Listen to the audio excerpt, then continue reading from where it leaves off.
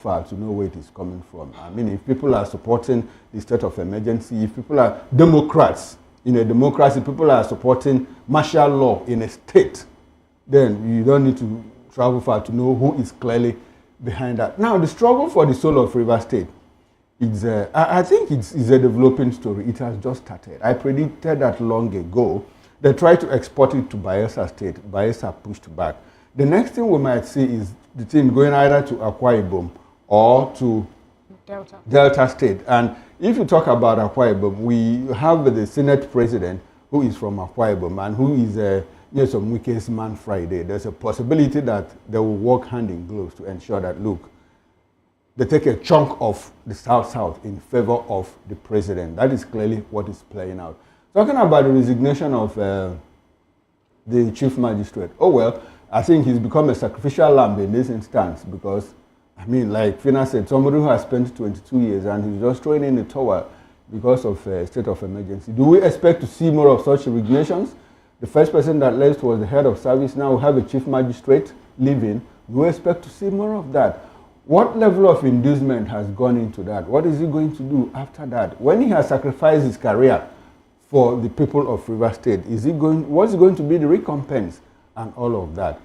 And unfortunately, the declaration of a state of emergency in Rivers State doesn't seem to have solved the problem because we have militants going back to these creeks and not just making threats, they are also carrying out these threats. And if the president clearly declared the state of emergency because he had information, he had intelligence that, look, there was going to be a total breakdown of law and all that, what happened to this failure of intelligence? Where were the security agencies? What happened? Why didn't they nip this in the bud and it happened? Or is it a part of the people trying to give credence to the fact that we told you that there was going to be bedlam in Rivers State and we have seen it happen? So it is difficult to situate all of this. It is only the intelligence community that know if they know the people behind all of this.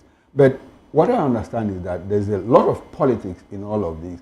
And the final word is that it is the control, the struggle for the control of Rivers State.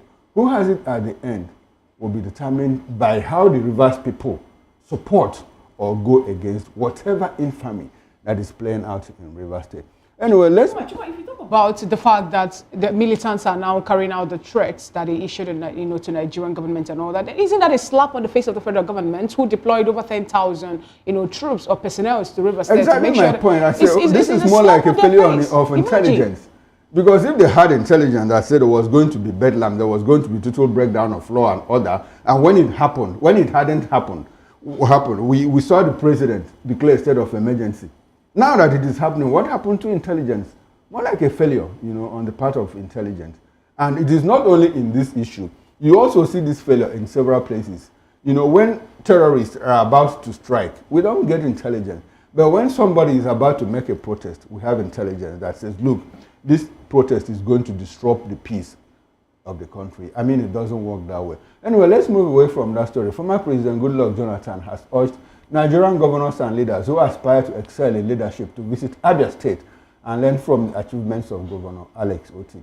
Jonathan's remarks came less than 24 hours after former President Olusegun Obasanjo praised Governor Otti for his efforts following the commissioning for the 6.3-kilometer reconstructed road in Abia State. Yes, Obasanjo, by the way, I come from Abia State, so I understand the politics of Abia State very well. Obasanjo was there to commission for the 6.3-kilometer roads reconstructed by Alex Otti. If you ask me, Alex has done well for himself, since he became governor. He's been able to do, for the optics, what the PDP couldn't do in 16 years. Despite the little that PDP did, they were not able to promote and project it. But Alex has come. What PDP left undone, the things they started and couldn't promote it, Alex has done all of that. So he's in the limelight now, he's in the spotlight in terms of achievements. That is good for him. Like the road to my own community that has laid comatose and moribund for a very long time is being reconstructed, and I'm happy for that. In some parts of Abia, people couldn't step into. Alex Otti has revamped all of those roads. The Port Harcourt road inside Abia within town, he's doing it, and he said he's going to commission it by May. Excellent, he's done a good job. But there are questions about the cost of these projects. We cannot run away from that. We can't run away from that. The Port Harcourt road, it's about 6 kilometers, and it's been done for 32 billion naira. It is dry land. It is not swampy. So why? Why such amount of money? Even in places like Bayelsa and Rivers State. And this amount of money was even earmarked when the dollar exchange rate was still below what it is now. And it was done for 32 billion. In Bayelsa State and parts of Rivers State, a kilometer of road is 1 billion naira, we understand. So why do a kilometer for like 6 billion naira? And there are other questions around, projects that were, these are projects that they put out themselves in the state website that they have done this project. Abia people cannot find it, like ICT Center that was built for 4.6 billion naira, agro products that were distributed for a certain 2.7 billion naira. The governor said he wasn't going to take security votes when he comes in. The first vote, he took 2.8 billion naira in terms of security votes and all of that, and he's still operating from his home. What happened to the government house? They have 3 in Abia State. So while Jonathan and Co are trying to promote Alex Oti, like I said, he's done a good job in terms of road reconstruction and rehabilitation. The Omuahia Ikuano Road is somewhere around the Dozie Way. He's doing fantastic work there, but let us also question the cost of these jobs. That is my take. Continue with the good work that you're doing. You can't please everybody. That's it's not about pleasing everybody. I'm not here to make anybody happy. Of course I know. I'm not condemning Oti, but I'm just asking relevant questions that people are asking. It's not surprising what your stand is. I've created a balance. He's done a good job. I've created a balance. But our questions around the costs.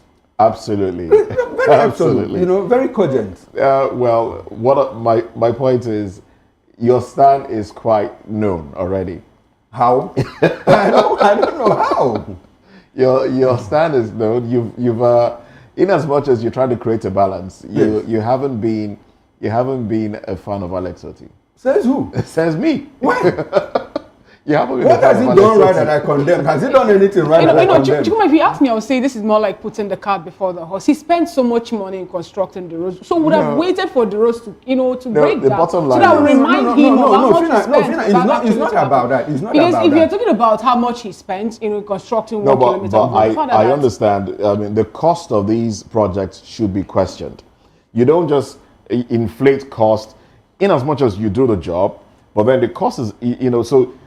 Politicians find a way to still cut costs, and that's I think that will point to another conversation that we might be having soon. They find a way to inflate it and reach themselves. Some deliver, some don't deliver on the jobs. But the bottom line here is that, in the area of PR, yes, he should be emulated because he's doing a good job at it. He has a good PR team. Like Chukuma rightly said, he has picked up on other projects started by the administration before him, the PDP, and then, he has made so much noise about it. Completed it though, but made so much noise about it. And the fact of the matter here is, if other governors are like this, if other politicians who have, the responsibility to execute projects, even if you inflate, but do the project, do a good job, fix roads, fix it well, all right? To the point where 10, 20 years after, the road will still be standing. Good. People will appreciate you. People will appreciate you. Moses, I'd also like for you to talk about projects. Projects that have, the monies have been earmarked and spent. Those you can't find those projects. 4.6 billion naira for an ICT center that is located nowhere. Do you have any explanation for that? Don't you think that's more like a work in progress? Work in progress, and the money is already spent. You know what, Max? When you're talking about spent already. When you're talking about this money, you are talking about this money now. Amechi asks a question, and the question Amechi asks is, Alex Oti should explain where he got the money he's spending in the state. So if you're talking, people don't seem to understand the point. I absolutely understand the point, but the thing is certain projects. Money is earmarked, projects not seen. Promoted by Chukwuma Okoro. Projects that the state government on its own put up in the state website and said, look, this is what we are going to do, this is what we have done. And we can't find it. Cannot be found. Yes, absolutely. So what has Amechi got to do with that? He was I asking a understand. question. I'm where not he just got asking a question. He's getting it from IGR. He's getting it from a fact and all of that. Now, the same Well, now- IGR, the same fact that other governors who have been in the state also have been Exactly. entitled to, and My yet they weren't opening able to statement use was it. that Alex So, but Oti for has me, done well for himself. But there are questions. I mean, I'm a journalist. I don't Wait, see things let's, wrong. for me, if Absolutely. you ask me, I'll say, let's wait until when his tenure elapsed. What are you then waiting No, for? you answer the What are you questions waiting for? when his tenure must have elapsed so that he will be able to tell us, oh, okay, for example, Why can't he tell now? Soludo is in Lagos. Soludo came to Lagos last weekend to give the Nigerian. So why didn't he wait till the end of his tenure to he, give? No, he came here to give Exactly them the point. the 3 You are years saying what that is why so we wait. should wait. So we should why actually, didn't I Soludo believe wait? that we Why need didn't to wait. Soludo wait? We should wait for his Alex tenure? Oti also to do what? To tell Soludo Nigerians. was here in Lagos to give his 3-year scorecard. I Yes. covered the event. I was Yes. there. So why didn't he wait until the end of his tenure? So we have give to, us? for me, Oti is less than 2 years in our office. So we should allow him also to Nobody do is He should holding wait him. until when the time Nobody is comes. stopping him. I believe in giving someone the benefit of the doubt. Benefit If Alex of the Oti doubt. have done How? something good for the right, Abia State let's- people, and they are clapping, and also the former president is saying that people who have interest in politics should emulate from him and do the needful. And other persons are questioning how he got the money he's spending. We all know that some persons before now in that state have been able to lay their hands on their FAC allocation and every other thing, and yet the people of Abia State were Did I crying clap hands a for whole those lot. people? So as the case may be for me, I would say, let's wait for him. No. Did The I clap state hands for house, the those state people? house they're talking about. No, the state house they're talking about. I hope you know that Abia State people were living I come from in Abia State. I a understand burnt this thing house. better than you. I understand this thing better than you. The previous people, have I clapped hands for them? We should let Alex finish his tenure. Finish tenure for a project you said he's done. All We right, can't that's find all it. right. That is what I believe. Let's move Let's on. let You have to finish. reason like a person. No, it doesn't work that way. That's not It works that He way. told you that he Let's has this move on. When project they give you online. money don't to get buy a it. laptop, you say you have bought it, you can't provide the laptop. When and you let's expect come up people to tell you wait when for laptop. when? Wait Let's until move on when? to to- let's wood. move What on until to when? another Because if you ask me to say the conversation. man is doing I something mean, this for is the people, logical and now. then This is logic. Let's move on to another conversation. Come to tell us stop it. Well, Asking personally Chukuma will also has explain it. his own, his stance on the issue. Fina has hers. Questions are being asked, and the governor should answer the questions of projects that he claims to have done that people cannot find. That's a Fina question. said he should wait That's a until the end of question. his tenure. That's something the people should ask. People should make him answer that question. I mean, this is where we talk about holding our governors, holding our elected officials accountable. So he should be held accountable. But for the aspect of inflating monies for projects and all of that, my take on this is at least the projects have been done. Do these things and ensure that you do a proper job so that years down the line, decades down the line, these projects will still be standing.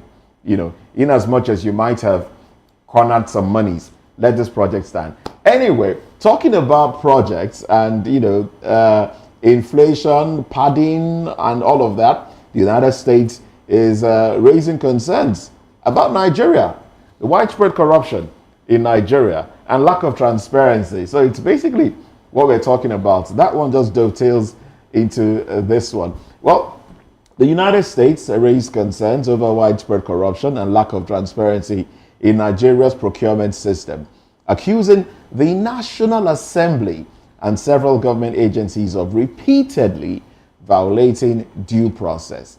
In its latest trade estimate report, the U.S. noted that despite the establishment of the Bureau of Public Procurement under the 2007 Act to regulate and monitor public contracts, many agencies continue to ignore its guidelines, undermining accountability and deterring foreign investment.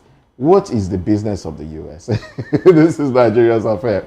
But let's be honest with ourselves here. We know these things are not new. I mean, we are quite aware of how budgets are padded. We are quite aware of how when there is a contract to be done, there's no public bidding for it. People just corner it, and then somewhere down the line you hear that it's been given to somebody, and then the monies for it are, these things happen in Nigeria quite a lot, and it's embarrassing. Yes, I did say what's the business of the US, but the fact of the matter is, for this concerns to have been raised, it just shows that the international community is looking, the international community is aware, and this will further hamper relations with Nigeria, especially when other countries start to, when they consider projects that they will do in Nigeria, and they feel like, okay, you guys are not being transparent. How are we sure that we'll get the best quality of goods to work with, or the best hands to work with? Will they want to come and do business with Nigerians in Nigeria, knowing that Nigeria has been, concerns have been raised as to how procurements are done from underneath the table? This is something that the president should look into, because the president did say, if anybody asks you for bribe and things like that, when he was talking to investors, he did say, look, report to me, and I will make that, I will make that person answer for it. Now, I am paraphrasing the statement now. But so the president should be made to, he should answer. If the Western world, if the international community is looking at Nigeria as being a country that continues to pad its budget and do things the wrong way, especially when it comes to public procurement, Mr. President, this is a complaint coming to your table. What do you have to say? Well, can the president even say anything? Because we saw the Lagos-Calabar Coastal Highway, how the project was given out to Shakshaguri.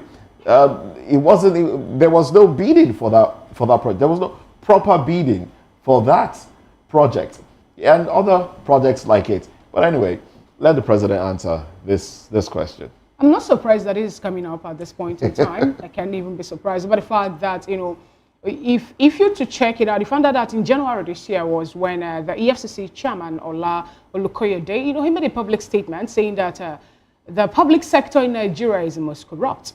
And that's the greatest problem that we're having in Nigeria. And now that the US also is pointing to the Bureau of Public Procurement Act of 2007, they stated that Nigeria don't follow that particular act. They don't follow the regulations set in place for that, the Procurement Act. But they have their own word where they do anyhow they want to do. And it is not really a good one, doesn't really speak well for a nation, a great nation as Nigeria. But all the same, like Moses Riley said, the government should come up to answer, but EFCC have already told you that public sectors happen to be the most corrupt in this nation. Corruption is what we have as the very big challenge. What is, making Nigeria to go one step forward and 20 steps backwards, and yet we're yet to eradicate that behemoth. I wish us all well. Okay, like Moses asked a question. He said, what is America's business in all of this? America, why don't you just stay on your own? I mean, what's your concern, whether we follow due process or not? It's our business. It's our business. And you're asking about the Lagos-Calabar Coastal Highway. The president is just 2 years in office. Let's wait for him to finish. When he finishes, when he's telling your end, he will now come and tell us, what happened to the Lagos-Calabar Coastal Highway. And if somebody is in the civil service, if you're in BPE, Bureau of Public Enterprise, due process and all of that, EFCC, ICPC, don't bother the person. When the person retires, we now call him to come and give account, of how he spent monies belonging to Nigerians. I think that is the right way to go. I thought Finance line. That's your opinion anyway. People are entitled to their own opinion on how they want to see things. Most thinking about the fact that the bidding of the Lagos-Calabar Highway did not follow the due process. And then the fact also that we gave it over, handing it over to Shogri is also another thing that Nigeria is talking about. But, in this particular case, what I'm talking about is what I said about Alex Solti being the governor of that. Let's not take it back to Alex Solti. Let's not take it back because even the Port Harcourt Road in Abia, the Port Harcourt Road didn't follow due process. Abia Public Procurement Act, it didn't. The governor just called, even before he became governor, called Julius Berger, said you are going to do this road. Before he became governor, once he was elected, he didn't follow Abia Public Procurement Act. Before he became the governor, he did that. So I agree with you. When they finish, they can give us. All right, then let's go to newspaper headlines now, and we'll take a minute. Well, in fact, there's no time to waste, so let's just run straight to it. Fina, do you have the headlines with you? I do, and let's have them. We have a whole lot on our table, but I have the Daily Independent to be the one who start off from. And the banner headlines on the cover page of the Daily Independent newspaper today reads: Insecurity, stakeholders are jammed to avoid early morning roster for UTME test. Genco's one of looming shut down over 4 trillion naira debt. Banner headline: 54 killed, many injured in fresh attack on Plateau community. Right after that story, Tinubu asks governor to resolve underlying communal issues. Atiku condemns renewed attack, faults Tinubu's security policy. Amnesty says that Tinubu's government security measures not working. Confab relocation. Rivers administrator demands 300 million naira refund from MBA. Rider, 300 million naira a gift, not hosting payment. MBA. Rivers magistrate resign over emergency rule appointment of sole administrator. UBA chief hints Nigeria's $1 trillion economy, a target on double-digit GDP. Pension fund investment instrument at all-time low. Another bold headline on the page of the Daily Independent: 2027 elections. PDP governors rules out joining any coalition. Drop Anyanwu Udeokoye, appoint acting national scribe. Then the bottom strip headline: FG signs Basa agreement with Trinidad and Tobago set for direct flight. Those are the stories you'll find on the cover page of the Daily Independent, and that's how far we can also go on taking a quick peep on the cover page of the National Dailies. Do well to join Chukuma and Moses for the newspaper review proper on top of the hour at 9 a.m. All right, but in the meantime, PDP governors reject Atiku, El-Rufai, Obi alliance, say they will not join any alliance ahead of 2027 presidential election. Let's look at this when we come back from this break. Join us again.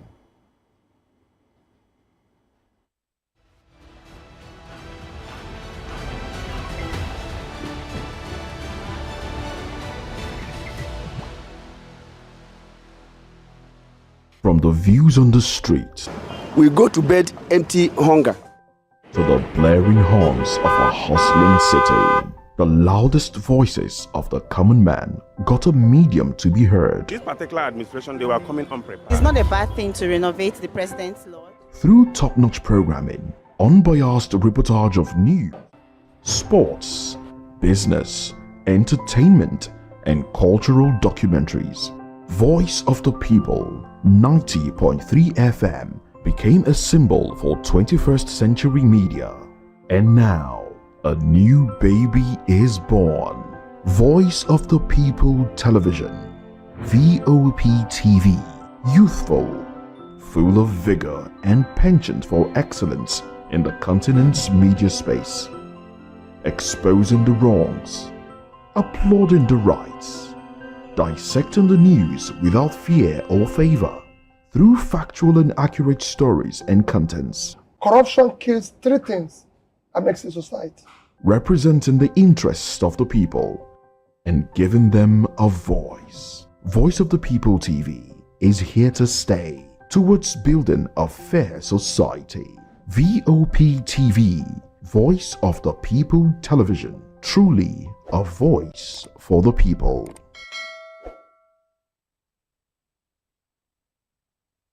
The red carpet, awards, the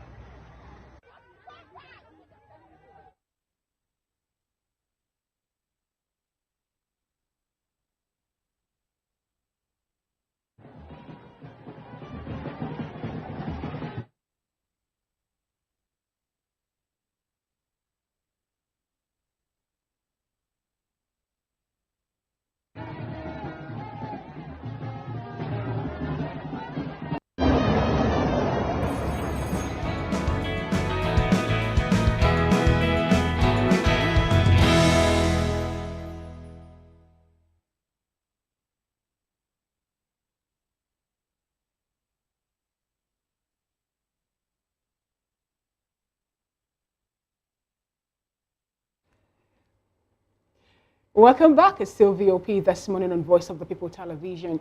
The People's Democratic Party Governors Forum has distanced itself from the newly announced opposition coalition involving former Vice President Atiku Abubakar, ex-Kaduna Governor Nasir El-Rufai, and former Labour Party candidate Peter Obi after a meeting in Ibadan on Monday.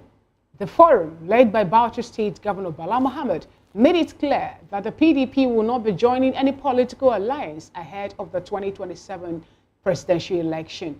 The governors also deepened their internal crisis within the party by officially recognizing Deputy National Secretary Setonji Koshedo as acting National Secretary amid a lingering dispute over the position. The proposed coalition followed El-Rufai's defection from the All Progressives Congress to Social Democratic Party, citing a lack of internal democracy under President Bola Ahmed Tinubu's leadership. While SDP's former presidential candidate Adewale Adebayo claimed that Atiku and Obi were considering joining the party. NNPP chieftain Buba Galadima stated that El-Rufai is only serving as Atiku's placeholder in the SDP in case the PDP refuses to give him the 2027 presidential ticket. We have with us in the studio this morning Prince Francis Chilaka. He's a public affairs analyst. He's here with us in the studio. And then joining us from Oka is Barrister Clem Agui, who is a writer and a public affairs analyst. He's also chairman emeritus of Njikoka local government area in Oka Station. Good morning, Prince Francis. Good morning. All right. Good morning, Barrister Clem Agui.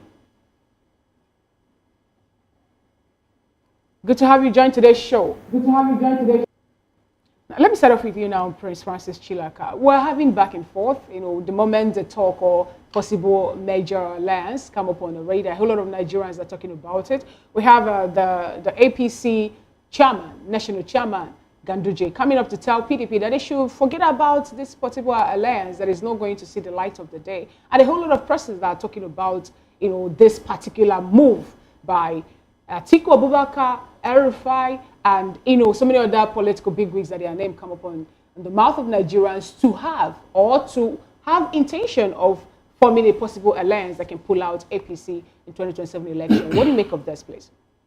Let me start by saying that all the political parties we have in Nigeria have no ideology. They don't even know what they want. It's not about the people. It's always been about the selfish and greediness of those who run these political parties. And so because they are greedy and selfish, every one of them, including from their chairman down, they're thinking more of themselves, how they'll benefit from the society, how they'll benefit from the tax of the ordinary Nigerians. So to start with, it's not about leadership. It's not about the people. It's not about development. It's about greed. And because they have no ideology, they keep taking the wrong steps. If you recall, when this whole talk about trying to merge and all of came up, Peter Obi said something and everybody was going gagas. Peter Obi said, I do not believe in merging just to take power. I believe in merging where we will look at the people and be able to provide basic amenities for the people and be able to take the country forward. So I know that, yes, when you talk about merger, Ganduje should be very, very ashamed of himself for saying what he's saying. Why? Ganduje is a product of a merger. Has he forgotten? APC didn't come out of the blue as a political party.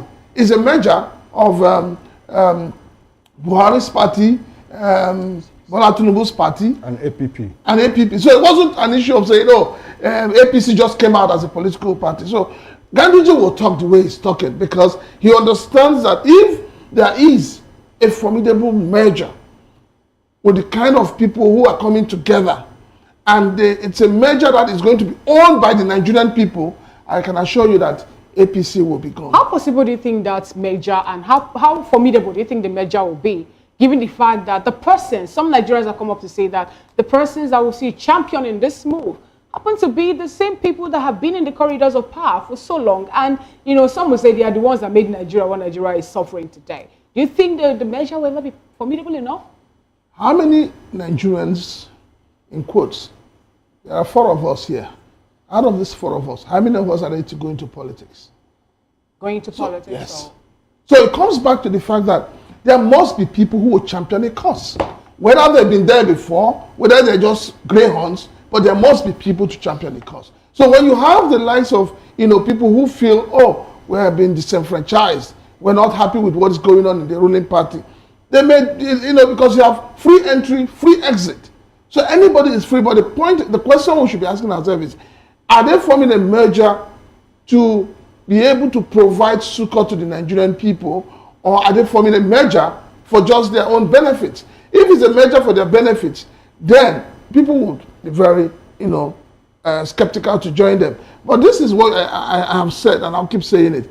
Whatever happens, Atiku is not going to contest 2027. Why do you say so?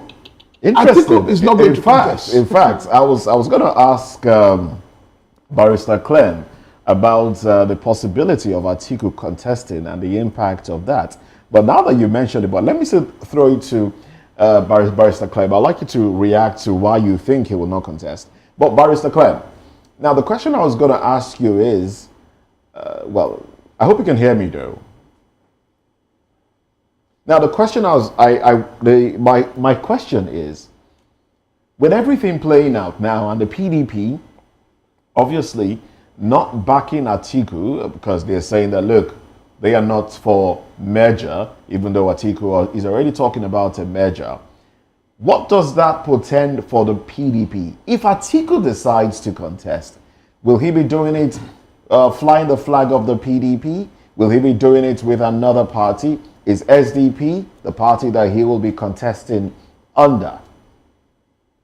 And what does that portend for the PDP in terms of one of the biggest, well, the main opposition party in Nigeria grabbing power in 2027?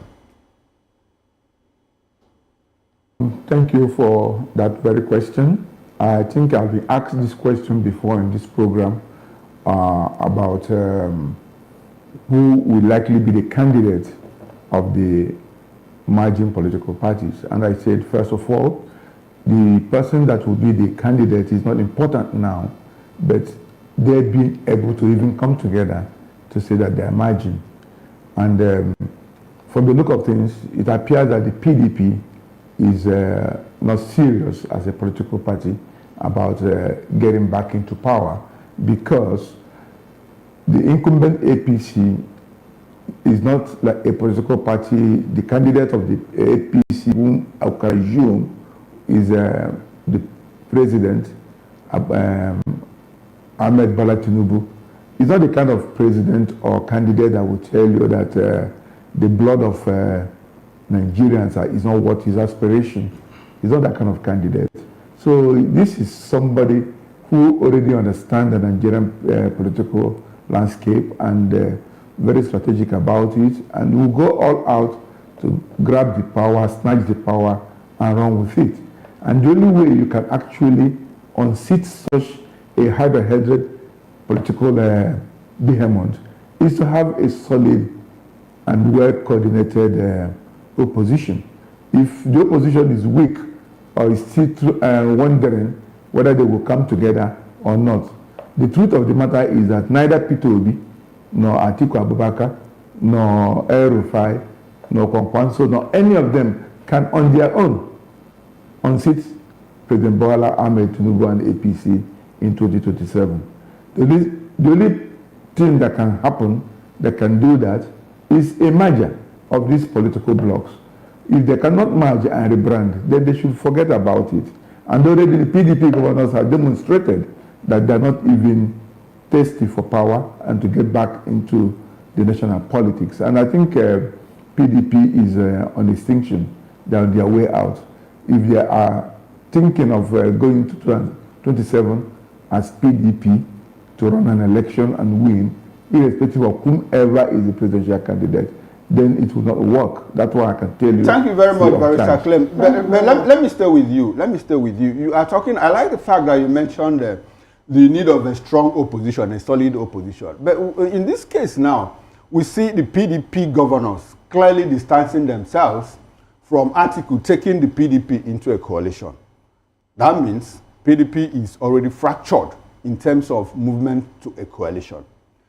If you move away from PDP, let's go to the Labour Party. The Labour Party is having an internal crisis, just like the PDP is having internal crisis. Is it the NNPP that is also having internal crisis in Kano State? Meanwhile, they have only one state, just like the Labour Party, which has only one state, Abia State. So if you put all of these things together, does it look like the opposition is already fractured and decimated?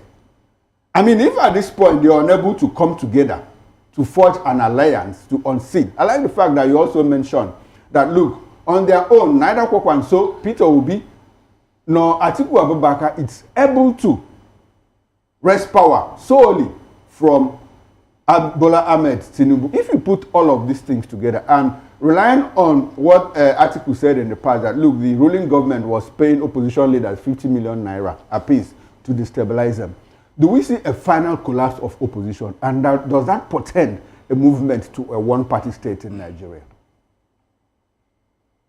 That is where Nigeria is heading, towards a one-party state.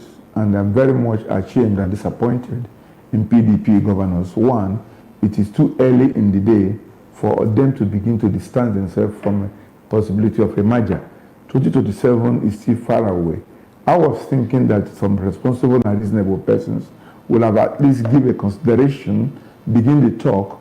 It's only along the line that if the conditions and terms of merger will begin to manifest, that you can say, I'm not part of this. But for now, it's too early in the day for me, for any reasonable politician to begin to say, I distance myself away from the merger.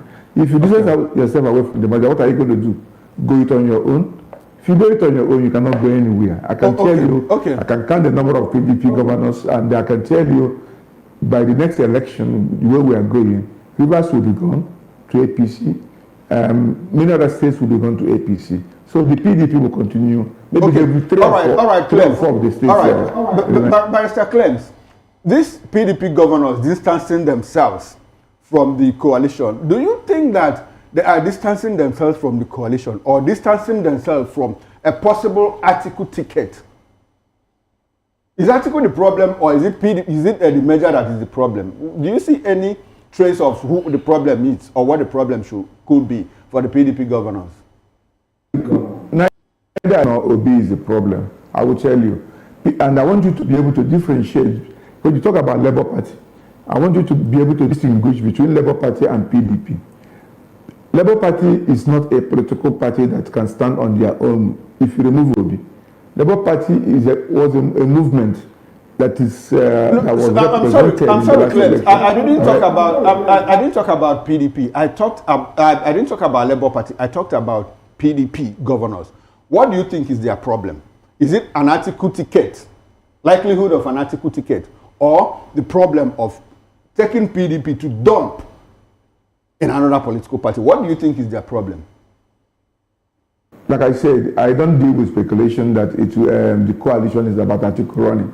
Okay. But the important thing is for the political parties that are in no position to understand, first of all, that pragmatically they need to have a strong coalition to be able to run for the 2027 election and make an impact. If they cannot do that, then they should forget about 2027. Right. Because the governors that are distancing themselves control the purse string that are going to fund this coalition.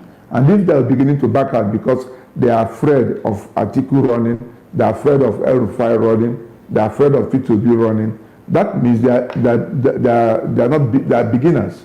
They don't even wish the country well. And they will themselves well. Yes. Because thank you very much.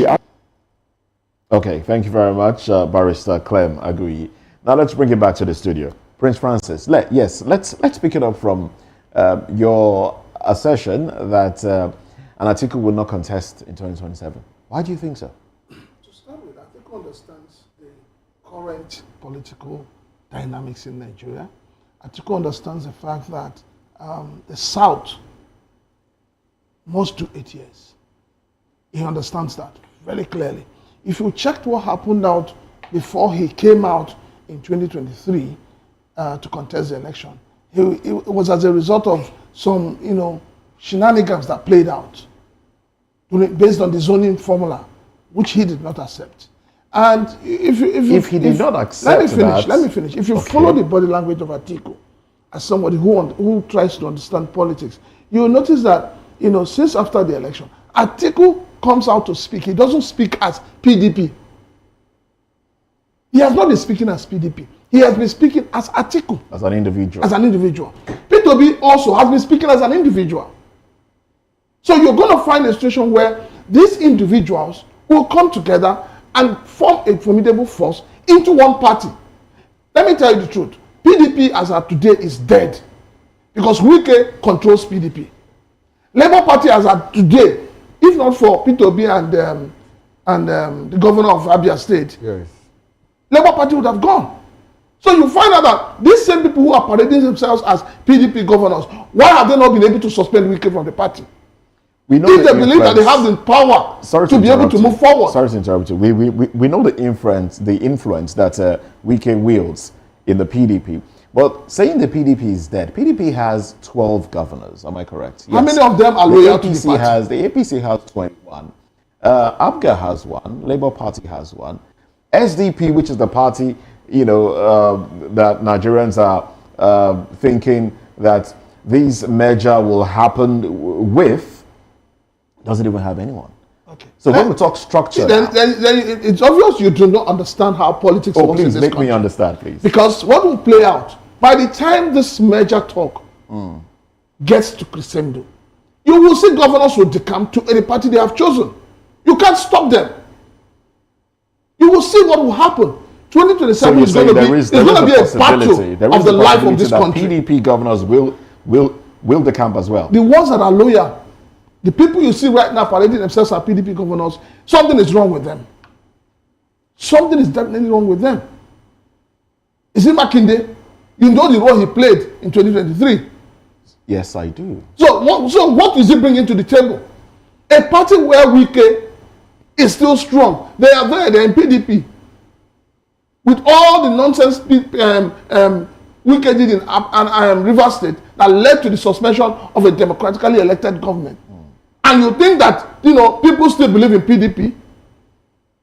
So, but PDP has been fighting over a national secretary. So, but do you think now that Atiku will allow an Obi contest while he sits back?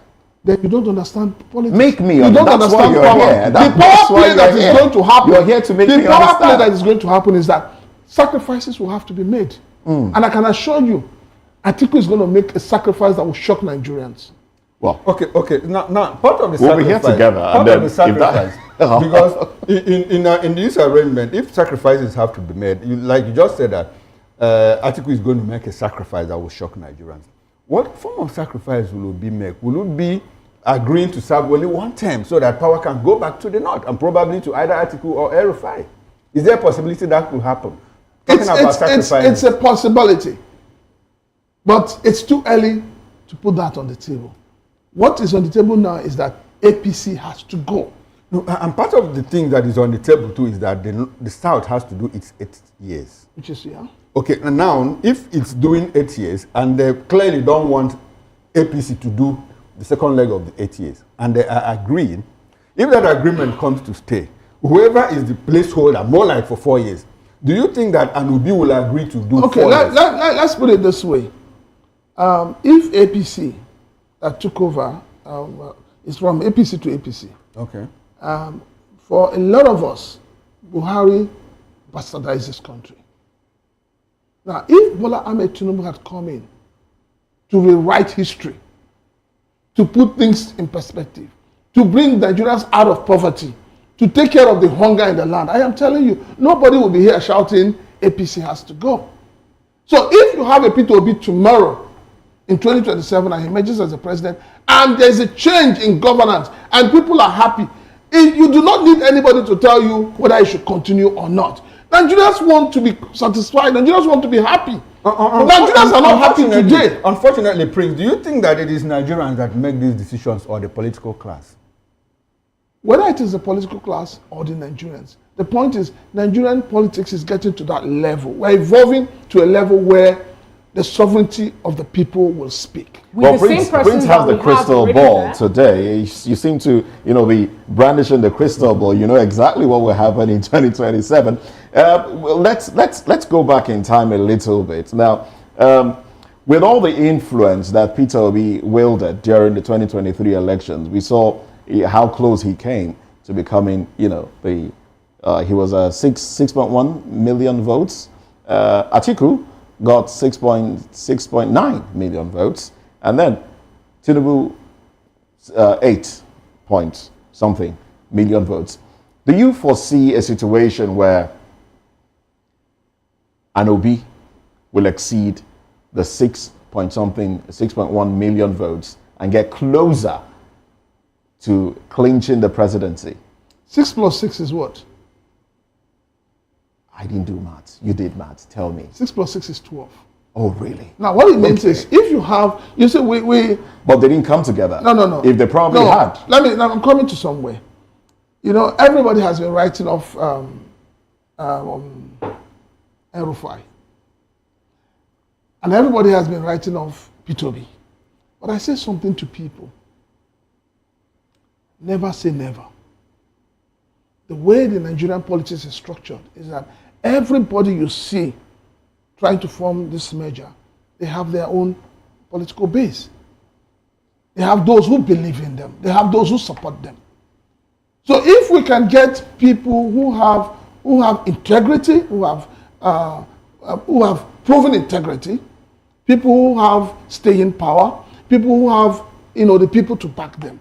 So imagine you have Atiku, you have P2B, you have El-Rufai. This is just 3 of them. And then more are going to join. And you have that kind of tsunami. There is no way APC would win. See, every Nigerian today, let me tell you, maybe you don't understand what's going on in the street. You need to even go and listen to people from the southwest, where your president comes from.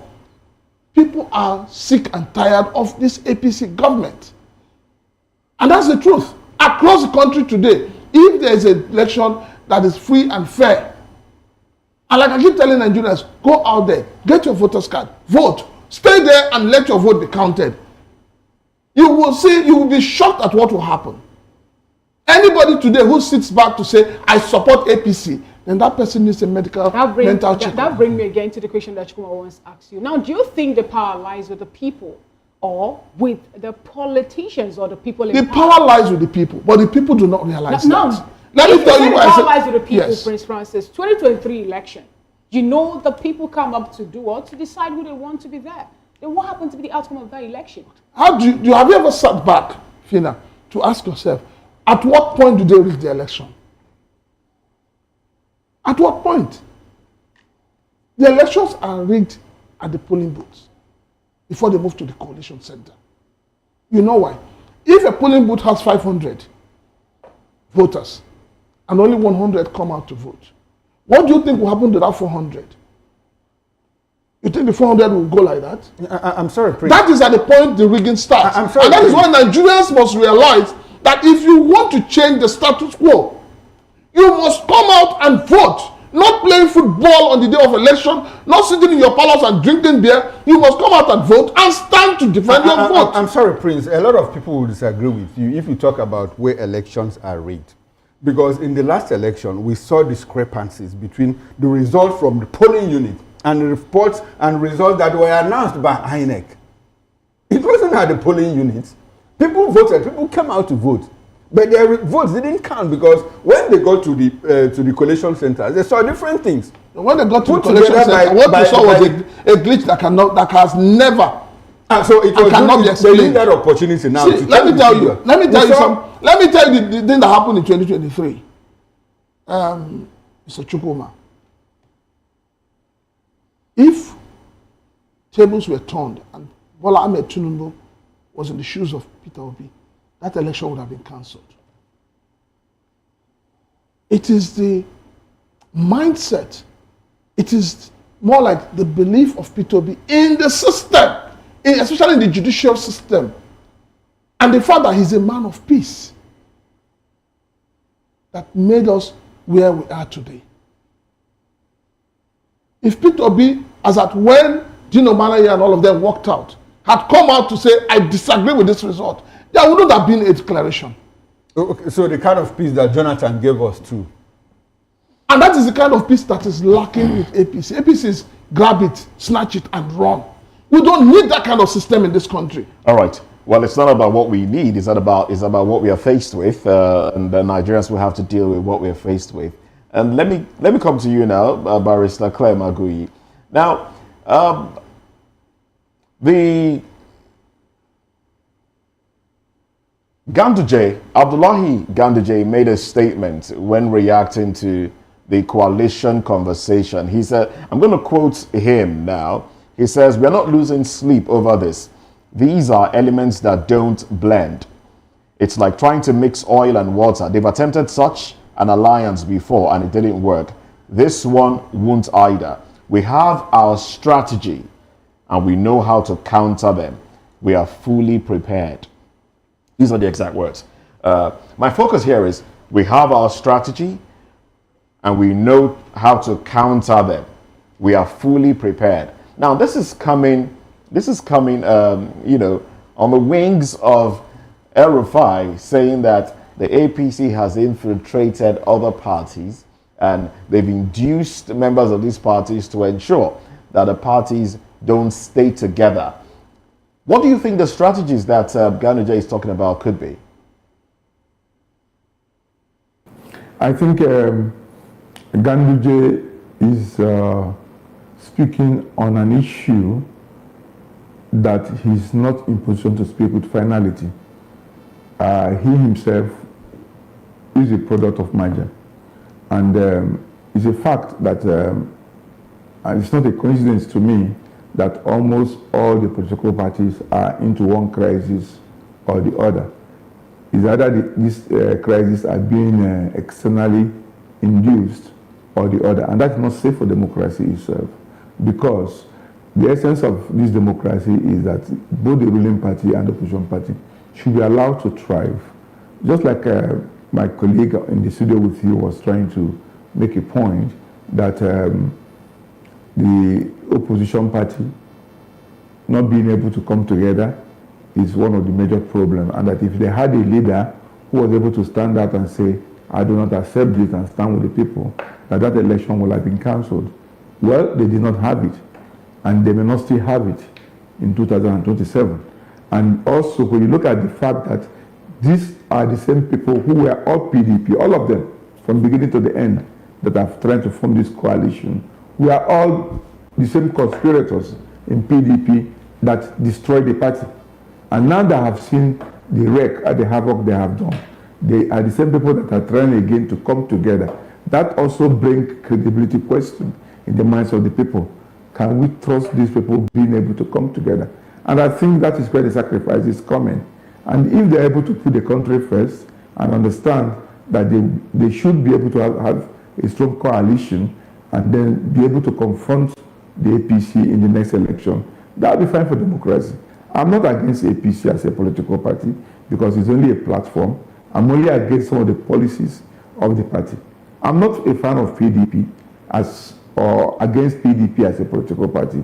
I'm only concerned about their inaction, about their self-inflicted injuries, about well, we are not. I understand the point you're trying to make, and nobody's trying to be for or against any party here. We're just explaining what is on our table, the possibility of a one-party state, because you did say that Nigeria is going towards a one-party state, and you're just trying to X-ray that possibility, seeing that a lot of politicians in Nigeria just are there to serve their personal interest. So if Ganduje is saying that, look, we're not moved by these strange bird fellows coming together, we know we have our strategy, and one starts to wonder. The Nigerian on the streets, the common man will start to wonder, who then should I vote for if the strategy of one can induce the other or influence the other?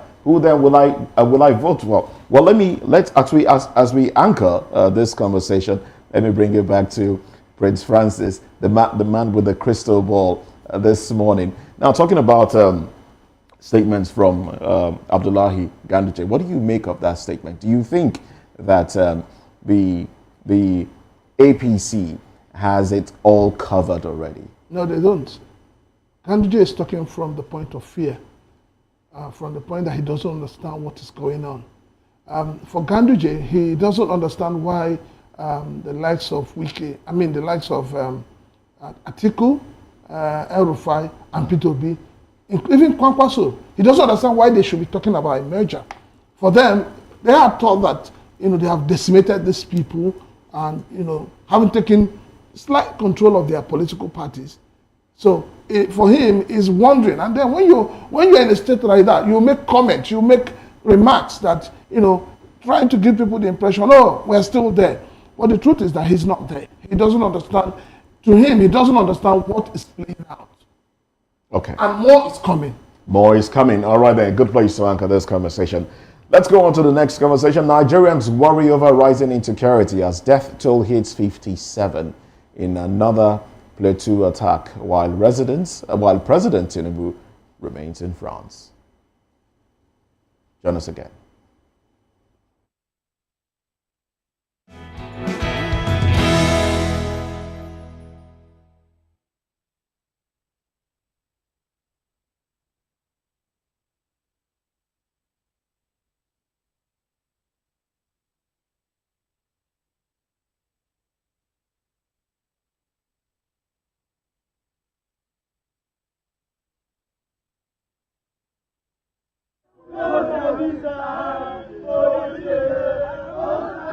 We dey suffer.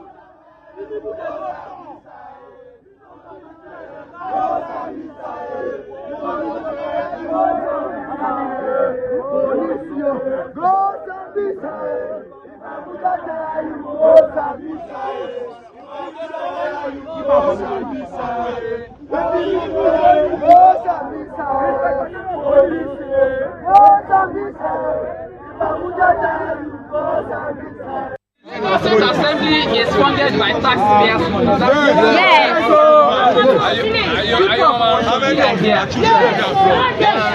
Their houses have been demolished. Many of them are homeless. Yes. They have an issue to bear. It is either we want to run this country by law or by law. And we want to run it by law. It presupposes the fact that citizens must be peacefully allowed to engage with whoever is representing. We are here. But if the police is trying to prevent peaceful dialogue between the people and their representatives, that is an imposition of anarchy. I know you personally, and I'm grateful. You understand? And the reason I mentioned your name here is so that you can take responsibility for whatever happens here. Because what we are doing here, we are not here to fight. We have been conducting ourselves peacefully. And what we are saying here, in summary, is that we want to peacefully engage with our representatives and take our representatives. Right? But here you are here to what I would describe as what you are here to do. You understand? It's to stop obstruction. It's an obstruction of democratic rights. You understand?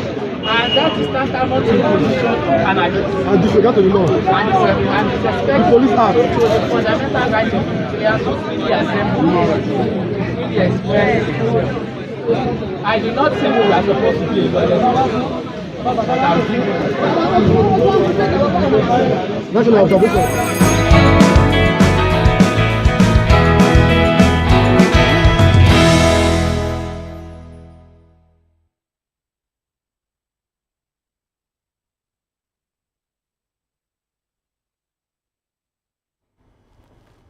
Now, thanks for staying with us. The death toll from Monday's attack on Zike community in the Basaloko government area of Plateau State has risen to 51. Armed men stormed the village in the early hours, opening fire on residents and setting several houses ablaze. Local vigilantes and security personnel were on patrol in a nearby area when the attackers struck, leaving the community vulnerable. Meanwhile, former Anambra State Governor and 2023 Labour Party presidential candidate Peter Obi says he was unable to complete his humanitarian mission to Benue State. While the visit, part of a nationwide tour of IDP camps, was reportedly disrupted by a lack of support from the state government. That's Benue state government. Obi's tour, which included Plateau, Southern Kaduna, and Nasarawa states, aimed to provide relief materials and draw attention to the living conditions of displaced citizens. He said the multiple attempts to reach Benue Governor Hyacinth Alia failed, and that communication only came through the governor's ADC, his aide-de-camp. Well, we still have in the studio here Prince Francis Chilaka, who was with us in the opening conversation. But we have been joined by Barrister Darlington Agomo, who is a lawyer as well as a political affairs analyst. Good morning, Barrister, and good to have you. Good morning, Mr. Okoro, Fina, and Moses. How are you today? Very well. Good to have you, Prince, Prince, thanks for staying with us. We also have Clement Aguiyi. He's a lawyer as well as a former local government chairman of Unjikoka local government in Anambra State. He joined us, by the way, during the first conversation. Thank you very much, Clement, and thanks for staying with us. Okay. Thank you. All right. Now, Barrister, let me start with you. Again, in Plateau State, people have been massacred just on Sunday. A fortnight ago, about 62 people were killed. Now the death toll has risen to 51, still in the same Plateau State, in Basa local government. Okay, the other time it was in Bokos local government area of was it Benue? But within that middle belt region, you know. Now this has been a consistent effort. Yesterday, Khan came up and said, look, we are going to conduct a protest. On Easter Sunday, Christians should wear black to express their dissatisfaction, to express lack of confidence in the system that is unable to protect them. Now, Barrister, the other time we had the DG SSS, Oluwatosin Ajayi, asked Nigerians to defend themselves because, as it is, the security agencies don't have the capacity to deploy personnel to all parts of the country. And he cited instances in Borno State, Azare community, where people mobilized and pushed back rampaging terrorists. And according to him, since that event like 7 years ago, terrorists have never attempted to go back to that community. Barrister, if you look at what is going on in the Benue Plateau and parts of the southeast, southwest, and all parts of the country, is protest the track to follow to defend for the people to defend themselves in all of this? Mr. Okoro, we have allowed what is going on, and that is why it has festered for this long. Let nobody be deceived. There is a clear-cut agenda in those two states, Plateau and Benue, to be precise. There is no doubt about it. So anybody that is saying any other thing is wasting time. And the reason why these guys have continued to do what they are doing is because there have not been any retaliation or reprimand. The most painful aspect of this thing is that these terrorists are not from Nigeria. They are not Nigerians. I've said it repeatedly, and nobody has come to say it is not true. Because if they are from Nigeria, why do they take over people's home and left their own home? Is it possible? It's not possible for you to leave your own family house somewhere and you now come and take over another person's family house. But Barrister, and rename the village. The best way to push back? Sorry? Protest. Going out on a protest. Is it the best way? It's a waste of time. It is a complete waste of time. The people that are attacking you, they are not protesting. They didn't use protest to attack you. Look, this is one of the reasons why I like the Western world, though. You see all these superpowers. Why did they call them superpower? You don't meddle with them. You don't. I'm not joking. They take an eye for an entire head. And that is why you respect and fear them. Look at Russia. Russia. Vladimir Putin fought the entire Europe and America, NATO, to a standstill in Ukraine. Because he doesn't want them to build a nuclear site at his backyard. Here, people came from nowhere, invaded repeatedly. The last time we counted is over 2,000 attacks in a particular state. But Barrister, don't you think that Putin fought back because he has the capabilities? The capacity? Okay, you that they attack, you don't have the capability. No, exactly my point. Now, do you think that the people have the capacity? They have. They don't just want to do anything. What are you telling me? These people have what capacity? Because these people have then guns. Meanwhile, the assaulters, have assault rifles. So you don't know how to acquire their own, Abi. How did they acquire their own? The people that are attacking you with a sophisticated weapon, how did they acquire their own? Go and acquire your own because they say you should protect yourself. Barrister, we have the National Security Advisor. He came out to tell us the other time that, look, the majority of the weapons used by these terrorists, were actual Nigerian military equipment. So, do you still need to know where they acquired their arsenal? Wherever they acquired it, it came from a source. You too, go and acquire your own. You have been told to protect yourself. That's what I'm even saying. And if you are caught in the process, you'll be charged with gun running. Are you serious? Then I'm trying to let us understand how this is. It is at that point that you are now calling for anarchy because somebody else. So the people that attacked me, why are you not arresting them? You told me to protect myself, and I've gone ahead to protect myself, and you're arresting me. All right, then. Well, thank you very much, Barrister Darlington. Now, let's bring another barrister into this conversation, Barrister Clem. Well, thanks for staying with us. Now, do you support the ideology that Nigerians should arm themselves to protect themselves from these invaders that have continually taken lives?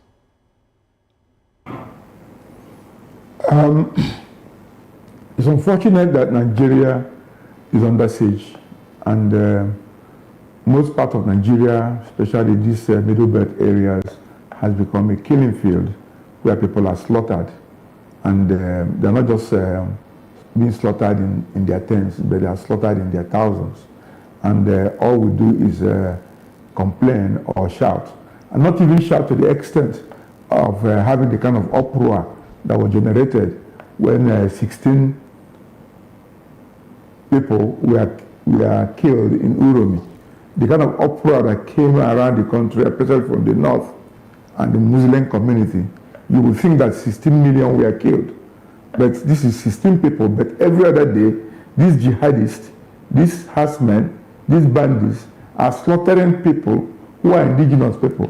And we had a governor that said that we are bringing all Fulanis from all over the world to come and settle in Nigeria. And when they come to Nigeria, where would they settle?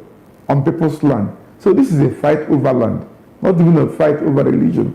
They are fighting to occupy people's land. And I think it's time that the indigenous people understand again and defend themselves. Because if you are coming to attack me, my wife and my children, I have a right to pick whatever I can pick, whether it is stone or cutlass or sticks or gun, and defend myself. And I think we have gotten to that stage whereby the security apparatus of Nigeria are compromised. Not that they don't have the capacity to protect Nigerians. They are compromised. Because the young men there in the field, when these people are coming, are attacking, will require to be given instruction to attack back or to move. Sometimes they want to go and even attack back, and they are told to pull back until these bandits finish their menace. So I think Nigerians, everybody should rebel against the state and arm themselves and defend themselves, because the states are not protecting anybody. So that we can come to the round table eventually to say, come on, okay, everybody should disarm. You don't disarm me and allow some people to be armed. Let Nigerians take their destiny, their life, their future into their hands. So that if we want... Barrister Clem, if you say Nigerians should, take their destinies into their hands, don't you think that that is also going to open more way for indiscriminate killing, because now we have so much arms in circulation? Remember what's happening in the US? The US also have the freedom for you to bear arms for protection and all that, but now they are working very tediously to know if they can curtail the use of arms because of the mayhem it's causing in the US. Even as well sophisticated and how their security apparatus are, they are having issues because of that particular law. I really like your sanctimonious epistle of maybe could they slap you on the left cheek, you turn your right cheek. But I'm saying that they've slapped you enough that you don't have any cheek more to give. And I'm saying that Nigerians should take their destiny into their hand and defend their homes, defend their families and loved ones. Stop being a lamb that is being led to the slaughter. Because the government, successful government, have shown compromise in protecting the lives of the people. And if you continue this way, they are going to kill more and more of you. Because these people are not interested in keeping you safe. Okay. These people that are attacking and killing Nigerians, indigenous people, in their hundreds and in their thousands, you need to stand up to them. You need to defend yourself. Thank you so much. Don't wait for the government anymore, because the government is doing nothing about the security of lives and properties of Nigerians. Thank you very much. Now, Mr. Prince Francis Chilaka, the DG of the SS said the same thing to Nigerians. It's high time you do what to take laws into your hands and protect yourselves. And then if you check it out, you found out that in various states, to be precise, they have vigilante groups when Samuel Otham was the governor of that state. But they were disbanded. And after that, we heard about the massacre that happened there. In Edo State, the people who are being arrested, and some of them also happen to be part of vigilante groups also that were being set by the communities to help protect themselves over the incessant attack that they've been experiencing from herders and all that. If you take it back to the east, where in Enugu State, we also learned that some persons are also there protecting their lives. But that sometimes when these attackers come, the security operatives will go after these people who the people have given the mandate to help protect them. How visible is it, or how feasible do you think it's going to be for us to protect ourselves at this point? Who did you give your mandate to? At what point did you give your mandate to this government? We need to ask that question, and we need to ask it very seriously. If you recall, during Buhari's regime, it was Buhari who said that people should bring in their arms. And as at that time, Nigerians from the south, from the west, from the east, sent in their arms, some of them. How many people from the north did you see them, to return their arms? That is the one question. Now, the other question is, what kind of governors do we have in this country? I'm even ashamed of the one in Benue State to start with. He calls himself a Catholic priest. He's a complete disgrace to the Catholic Church. The things he's doing, the steps he's taking, does not show integrity. It does not show a man who is ready to defend his people. So when we talk about this insecurity, it's more like something that nobody wants to face headlong and say the truth. How can you look at people who have been involved in killing people, chasing people away from their ancestral homes, turning them to people living in IDP camps, and then you come out on air and you're telling Nigerians that you are integrating them, you are rehabilitating them? Is that not the height of madness? Does that show you that the government is ready and willing to secure your life and property? So the DG of DSS was right. He has looked at the whole scenario, and he has found out that, look, if we keep going the way we're going, if we keep saying, oh, my presidency is not worth the blood of Nigerians like Jonathan, this country will collapse. Now, do you think that certain governors are cashing out with IDPs, and these IDPs being in the IDP camp? Do you think there's some sort of cash outs that they make? Do you think they are encouraging it? Obviously. It's the same thing that is applying to the correctional centers, where you have 3,000, 4,000 in a place that is meant for 1,000 people. If you're a governor of your state, first and foremost, what I had expected this presidency to do upon resumption is to ensure that people in IDP camps are returned back to their ancestral home. That is to show you that, yes, the government is in charge of security. But you're not doing that. So if you're not encouraging the people to go back, if you're not providing security for the people to go back, then what are you doing as a government? And we see, the reason I ask that is because we see a situation where a Peter Obi intended to visit one of these IDP camps to commiserate with the people there and give a few things. He has done that in the past. He has visited IDP camps in Plateau State, in other parts of the country, in in Maiduguri, where he's given 3 million, 1.5 million, and the rest. You know, he's done that in the past. But this time around, he wanted to visit.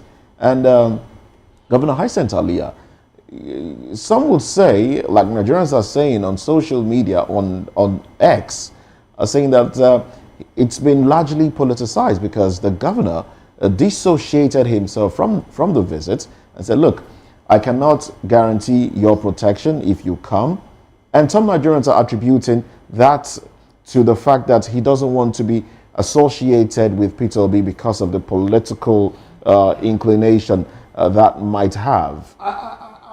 Let me say this to Alia. You know, we used to call him Reverend Father, but I don't know how reverend he is right now.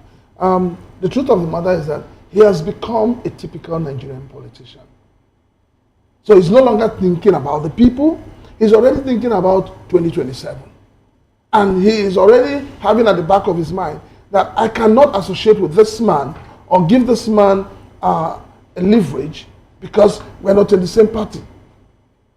And that is totally, totally wrong. For one, as I sit here, I expected more from somebody like Alia. Considering his training, I understand the training of the Catholic Church.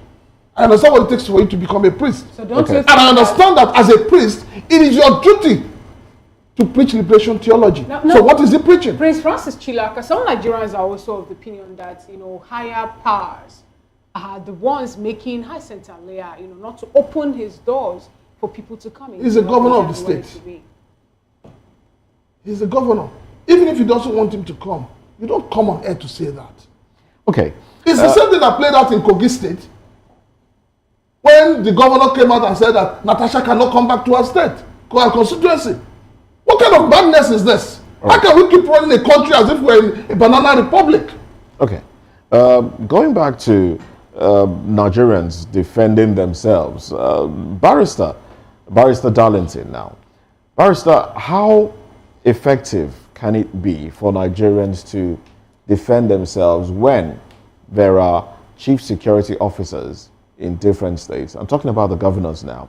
And a situation whereby a governor would transport his own people who have been accused of, in defending themselves, killed those that they thought were there to attack them, and, you know, moved them from the state to Abuja for interrogation, questioning, and the rest. And very recently, another set of travelers have been apprehended also in the same state. I'm talking Edo State now.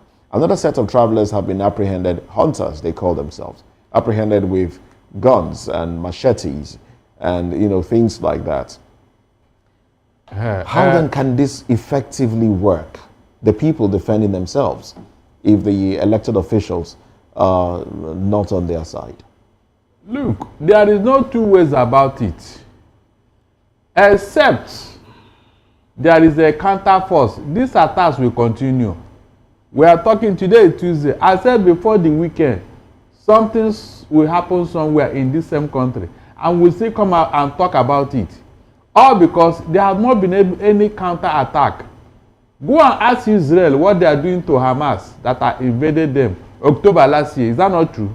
Today now, Hamas is... So my question is, can the people effectively defend themselves without the support of the governor?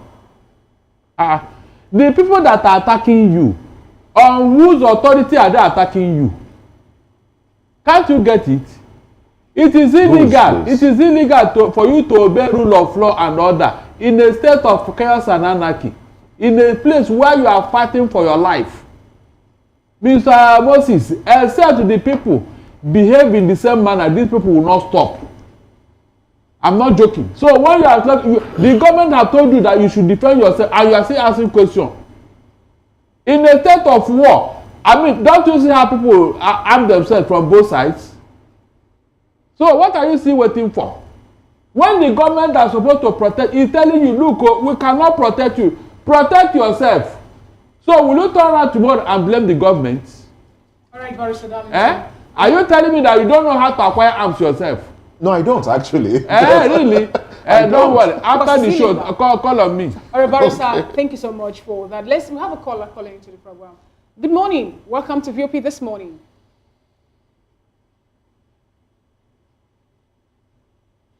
Hello, good morning.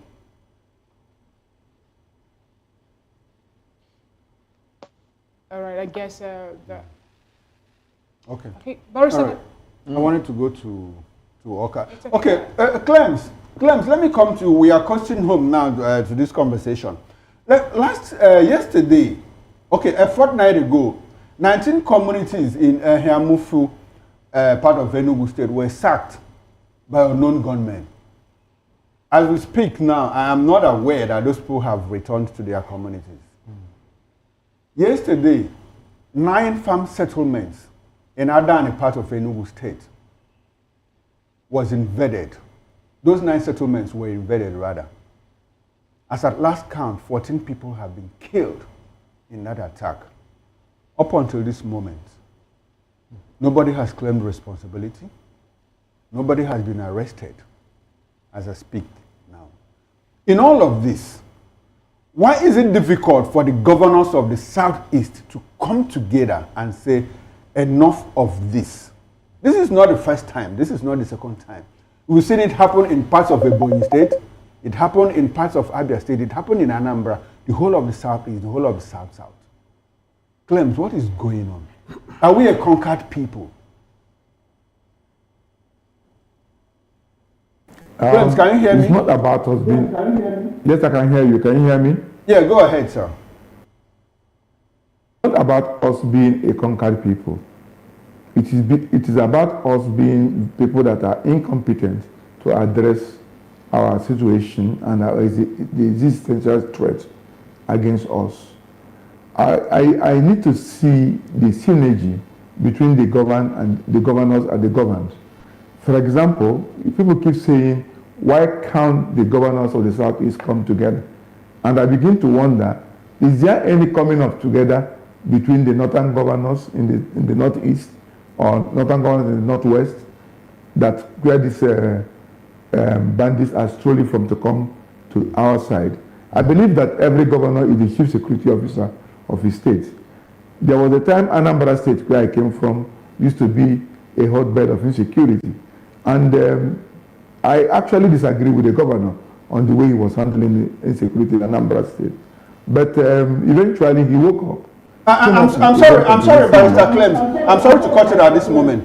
It is because the governors, because the North is clearly the promoters of this agenda.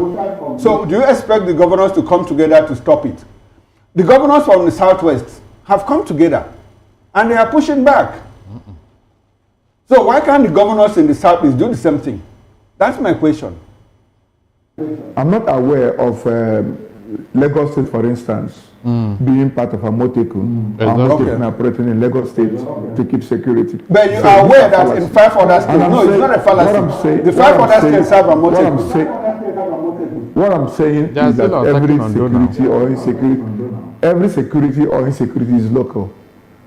Okay? And the governors of the states should be able to take an example from Anambra State and put up a legal framework together and energize the communities and the people and create their own local vigilante and allow them to function, to chase away this insecurity from their place and make sure that these people do not regroup. Anambra State now is relatively peaceful because the governor went to the root of the problem and the people became energized and the people took it upon themselves to see something and say something. And the governor is able to fund now the security architecture. And in fact, let me tell you, there was a time I was scared that the governor may lose re-election until he put back the security in place. And it's gaining momentum. And the popular thing in Anambra State today is also Soludo. So if the other governors in the Southeast will take care of their security and the other ones take care of the security, that's the coming together that we are looking for. It's not creating unnecessary layers of bureaucracy that will say, oh, there's a central ESN or there's central security. Thank you. Of course, they try to have what you call, they try to have what they call, AGO what? Is it they tried to have a Bubago, it didn't work. So Anambra said, come up with the Adonai chamber. And I want to see others say replicate that, not creating unnecessary bureaucracy, because whatever is happening in the villages and the communities are coming from those communities and are happening there. So Thank you so much. Thank you so much, Barrister Clem Agui. You know, it's interesting that the next topic that we'll have again on our table is about security force and all that. You know, thank you so much for your contribution. So we'd like you to hold on to your line of thought. Thank you so much, Prince Francis Chilaka. Thank you, Barrister Darlington Agumo, for being part of today's show. Prince Francis, we learned that we have to let you, run. We really appreciate your participation on today's show. All right, up next on our radar, Nigerian Army decries low enlistment of Igbo youth in military service. We'll dissect this after this break. Stay with us.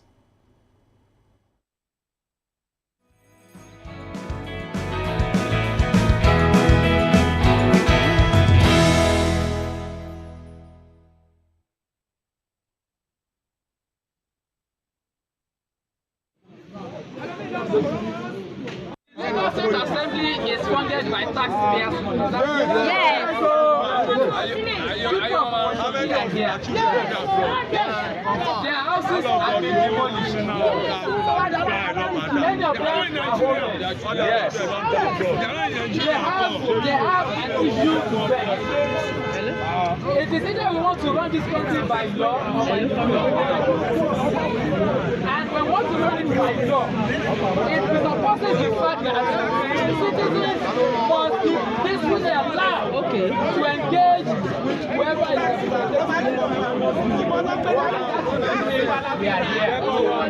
but if the police is trying to prevent peaceful dialogue between the people and their representatives, that is an imposition. I know you personally, and I'm deliberate. You understand? And you can mention your name here, so that you can take responsibility for whatever happens here. Because what we are doing here, we are not here to fight. We have been conducting ourselves peacefully.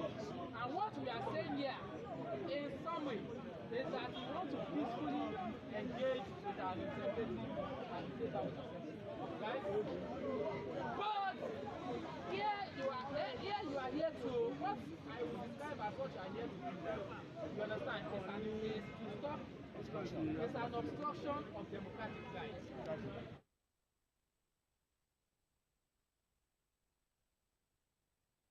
And disrespect to the fundamental rights of Nigerians to freely assemble.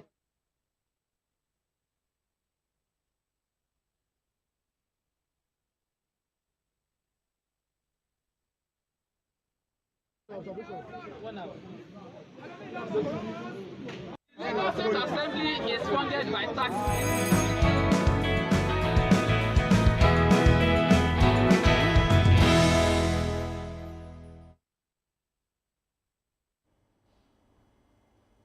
Well, thanks for staying with us. Now, the Nigerian Army has expressed concern over the low number of applicants from the southeast in the ongoing 2025 military recruitment exercise. Brigadier General Chima Ekeato, who leads the Army's Recruitment Enlightenment team, revealed that while Kaduna State has attracted over 3,000 applicants, Enugu State has barely reached 100, despite being allotted 200 slots.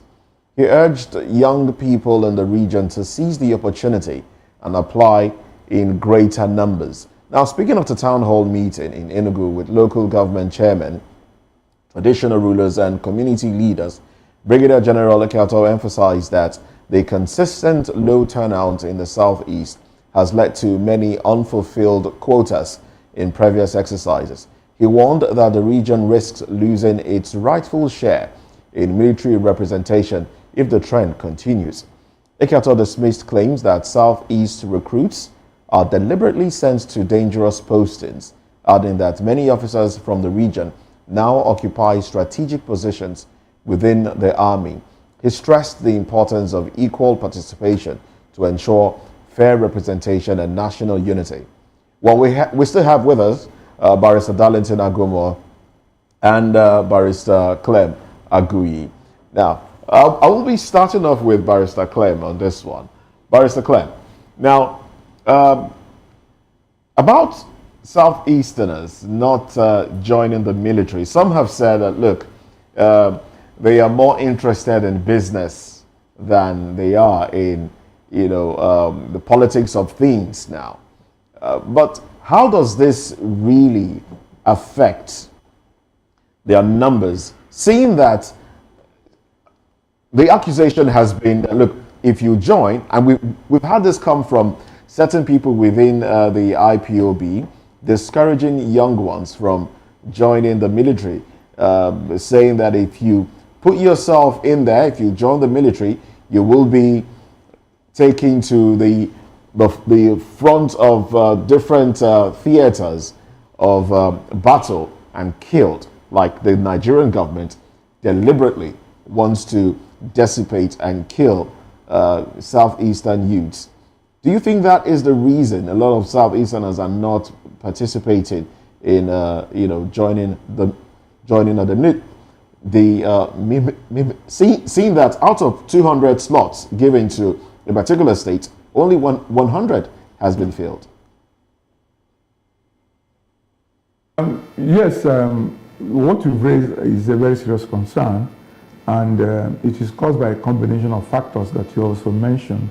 The fact that the propaganda of IPOB that if you join the Nigerian army, they will deliberately send you to the danger zones. Of course, these are practical realities, because I don't know any family in the Southeast that have not buried one person or the other as a result of being sent to dangerous zones. And you also find the fact that also, when you also join the military in the Southeast, you find, and even they push you to the Southeast, you find the IPOB or the unknown government attacking military checkpoints or military personnel, and most of them turn out to be also fellow Igbos that are being killed by these elements. And then people begin to see joining the military as deliberate way of endangering your life and killing yourself, coupled with the fact that Nigerian army that used to be a symbol of our national unity, where there is no tribe, no tongue, no religion. You are an army, and your colleagues treat you without respect. But the situation where you find the army that now goes against itself on account of religion, and the army where your growth is determined by where you came from, or not because of your performance, agility, or activeness as a military officer. Of course, it's no longer attractive to people who actually feel merit should be the yardstick to measure their military performance. Barrister Clems, let me stay with you. Okay. Understand, Kaduna State already has 3,000 applicants. What is their quota? And the Southeast, one state has 200, and they've done only 100. Isn't that some form of marginalization? That is for the optics that we don't even, that we also have 3,000 and we are unable to fill it. How come Kaduna State has 3,000 applicants already and a state in the Southeast has only 2,000? Is there any explanation for that? That is one question. Another question is, how often do they tell us that we have not filled our quota in the presidency, or in the Federal Ministry of Finance, or in the Central Bank of Nigeria? Why is it that they are telling us about not filling our quota when it comes to sending our young men to the killing fields? Isn't that some form of marginalization that the Southeast has been crying about? Isn't it clear now that looks like there are institutional frameworks to deepen and entrench marginalization of the Southeast, from what we just see now, from what we heard? Of course, the issue of marginalization of the Southeast is obvious. It's very glaring there.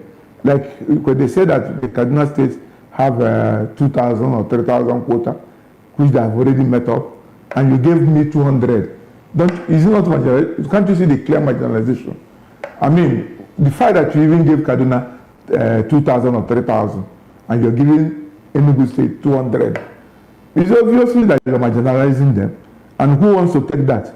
They want us to jump and clap for you that you gave me 200 and you gave another, say, 3,000. What made them to get the 3,000? It is obvious that even if I put in the 200, this 200 I'm putting in is just for putting in sake for you, and then you continue to subjugate them. Like you rightly asked, why are they not talking about our presence in NNPC? Why are they not talking about the Southeast presence in the central bank? Why are they not talking about Southeast being able to have a equivalent number of the federal character reflected in the appointment of the president in positions? Why are we still getting 25? The other people are getting 25 appointments. The other zones are getting 55, like the Southwest are getting 55, 60 appointments. So these are the issues. So is it to come and carry gun and go to war front that you know that I'm not represented? Right, I'm not saying that the Southeast, I'm not saying the Southeast should not join the military. They should join the military and they should join the police. We are the ones the barrister claims. Those from the Southeast are the ones crying that they are being marginalized. They are the ones also talking about not being represented evenly. But yet, we're having a clear indication of them exempting themselves from those things that can lead to possible appointments. You know, for example, we've talked about the chief of staff. We've talked about, you know, so many other high ranks being occupied by people from different other regions in Nigeria. But with this that we're getting from another Southeasterner now, Chima Ekato, telling the youth from that region that their active participation is needed, or else they'll be losing out. Don't you think also that them exempting themselves from participating, from, you know, joining the files, will also affect their representation when it gets to the rank? Definitely, obviously, not joining, not being there will also affect the representation. But I'm telling you also that people who you are asking to join are seeing it for themselves, that they are marginalized. When you want to promote an IG of police, you go from AIG and promote your brother. And then the Igbo DIGs and the Igbo AIGs are marginalized. They're not allowed to reach that peak. You go to the military, the same thing happens. When it is your turn to become, by rank, the chief of army staff, they will go back and retire you and put their own people above you, who are even your junior, and then retire you and pull you out. And why do you want to join such a force? I mean, Nigeria should be able to fix itself if they want all Nigerians to be at the table to talk. In fact, let me tell you, what's happening in the military is obviously a protest by the South. It's not that they don't want to join. Before the Civil War, the Igbos were all over the Southeast region, we are all over the military and the hierarchy of the military and the commander echelon and the middle, the local echelon. So what happened after the Civil War? People begin to see systematic marginalization, people being prevented from reaching the peak of their career. So what's happening now is that the young men no longer feel attractive about it. I'm not happy about it. I would like our young men to be in the military, to be in all available field of all right, then thank you very much, Barrister Clem. The fact that they're not doing that is a protest. Well, thank you very much for your take there. Let's bring it to the studio now, Barrister Darlington. Now, Barrister, there's something else about the quota system, the quota to join the military. For the police, if you recall, sometime, was it 2 years ago? Was it 2 years ago or last year, when people were, you know, the police called for recruitment, and in Lagos, we saw a situation where people were using their quota. Yes, in Lagos here, people from the north were registering for, you know, to join the military. Anyway, Barrister, before we take your reaction, we've been told that we have a caller. Good morning to you. What's your name? Where are you calling from? You have one minute to drop your contribution. Go right ahead. Good morning. I'm Franklin calling from Germany. Welcome, Franklin. Franklin, what's your contribution? Yeah. Go right ahead. Let's have it. 1 minute, please. Good. I just want to contribute to the ongoing topic based on my own personal experience in 1986 when I wanted to join the army. Okay. And I'm from Mbitoli Ikedru. Then it was Mbitoli Ikedru in Imo State. And we were only 9 then, 1986 I'm talking about. And we were only 9. And what I I made as a cutoff mark was higher than so many people from the northern states. And yet, we are not given the opportunity, I personally and some other people. So what I want to say is that the continued institutionalization of marginalization of Igbos contributes to a lot of problems that we have in the Southeast, and it gives credence to the IPOB propaganda to be believable. So many things IPOB have said seemed believable because of the continued marginalization of the Igbos. So, including this present government. Francis, please, were you trying to join as a cadet, or were you trying to join as an officer? Which one? I was trying to join as a cadet. That was far back in 1986. I'm telling you from a personal experience. All right, then. Thank you very much, Francis. I'm an Igbo man. Yeah. Thank you very much. We can see it like what you people were discussing before about what happened in Bokos and P2B and all the rest of them. We see that the president of Nigeria is far away using Nigerians' money to relax in France, while P2B, a private citizen, is using his own money to do some things in Plateau State. Thank you very much, and Francis. So many other places in Nigeria. Thank you very much, Francis, for your contribution. Until the Nigerian government learn to embrace every part of the country, the time allotted was 1 minute. You've exceeded the 1 minute mark. But thank you very much for your contribution. Thank you very much. Francis called in from Germany. Barrister, go ahead, please. You might just want to reference what Francis just said. When something is obvious, you don't need to push it. I mean, even the people that are telling you to come and join the army, they have their own agenda. They have their reasons. Other areas that is very lucrative, have they called the Igbos? No. They won't.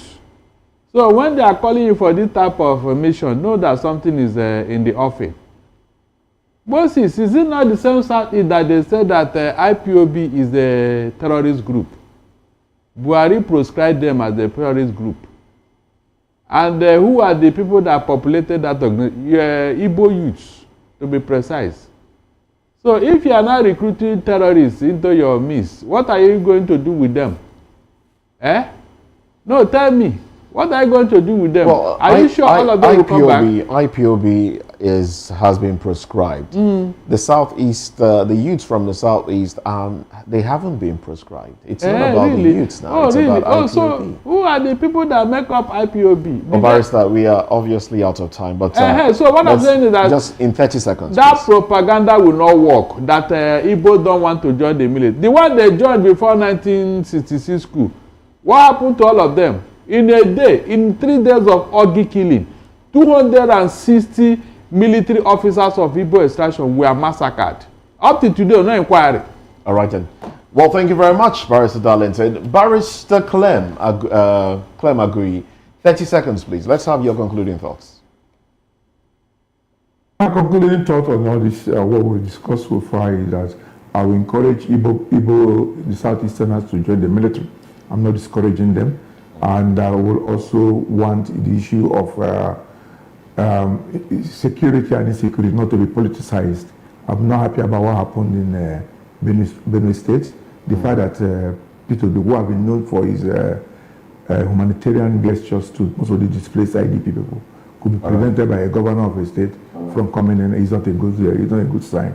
All right, then. Thank you very much. Thank you very much, Barrister Clem. Well, we've been talking with Barrister Clem Agui and Barrister Darlington Agomo. Thank you very much, gentlemen, for coming on the program. My pleasure. All right, then.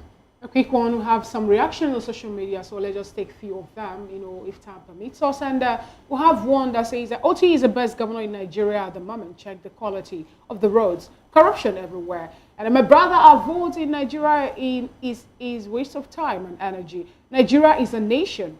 Someone saying that is more like a greatest, and that's coming from Laida. We'll still have other reactions, but won't be able to take them due to want of time. And that's how far we can also go on today's show. Today's well, let the conversation continue on our YouTube page. Just go right there, drop your comments, and let the conversation continue right there. Well, I'm Moses Humphrey, wishing you a beautiful day. And I'm Fino Okechukwu. Enjoy the rest of your day. I am Chukuma Okoro. Bye for now.